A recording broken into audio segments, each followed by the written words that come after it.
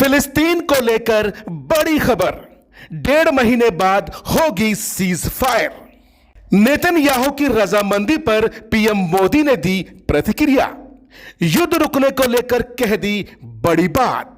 Saudi और Qatar ने ऐसा क्या किया जो हमास से समझौते के लिए तैयार हुई इजराइल?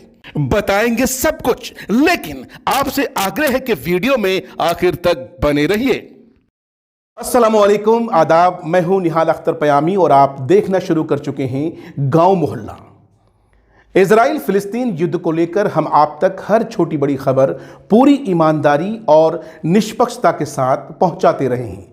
7 अक्टूबर 2023 को हमास की ओर से इजराइल पर लगभग 5000 मिसाइल दागे गए, जिसमें तकरीबन 1400 इजरायली मारे गए, यहूदी मारे गए। यह एक ऐसी घटना थी जिसकी कल्पना इजराइल कभी नहीं कर सकता था, क्योंकि दुनिया की सबसे बेहतरीन खुफिया एजेंसी इजराइल के पास है, जो मोसाद के नाम से जाना जाता है, विख्यात है।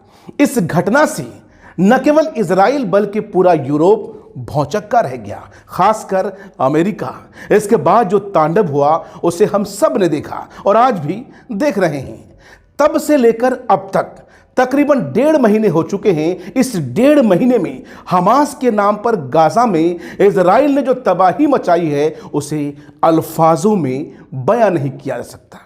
बेशुमार मस्जिद, चर्च, स्कूल, कॉलेज, अस्पताल और कॉलोनियां ताश के पत्तों की तरह ढेर कर दिए गए।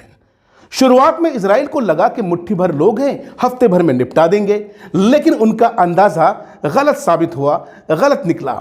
वो कहते हैं ना कि मरीज इश्क पर रहमत खुदा की, मर्ज बढ़ता गया जूं जूं दवा की गालिब। हवाई हमले के बाद इजराइल जब जमीनी सतह पर लड़ाई शुरू की तो मामला उल्टा पड़ गया। उसे इस बात का अंदाजा बिल्कुल भी नहीं था कि गुरिल्ला वार में हमास उसे इतना बड़ा नुकसान पहुंचाएगा, इतना भयानक तरीके से उसकी क्षति कराएगा।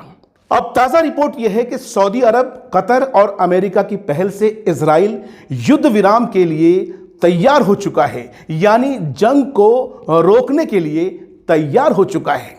लेकिन यह समझौता 4 दिनों के लिए है। अभी खबर आ रही है कि आज हमास ने 25 बंधकों को रिहा कर दिया है। जी हां, सही सुन रहे हैं, समझौते के तहत हमास ने 25 बंधकों को रिहा कर दिया है। रिहा किए गए बंधक रेड क्रॉस को सौंपे गए हैं, जिनमें 13 इजरायली और 12 थाईलैंड के नागरिक हैं। वादे के मुताबिक अब इजराइल अपने जेलों में बंद फिलिस्तीनी कैदियों को रिहा करेगा।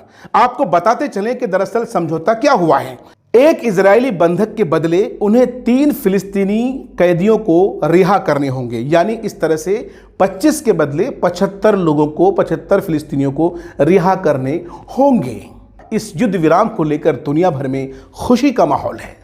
सभी अमन पसंद लोग इजराइल के इस फैसले का खुले दिल से स्वागत कर रहे हैं। भारत ने भी युद्ध विराम का समर्थन किया है। पीएम नरेंद्र मोदी ने इजराइल और हमास दोनों का शुक्रिया अदा किया है, साथ ही उन देशों का भी शुक्रिया अदा किया है जिन्होंने इन 2 देशों में समझौता कराने में अथक प्रयास की कोशिश की। इजराइल हमास युद्ध को लेकर आप क्या सोचते हैं? आप कमेंट करके अपनी प्रतिक्रिया दे सकते हैं। तब तक के लिए इजाजत दीजिए। शब खैर, अल्लाह हाफिज, टेक केयर।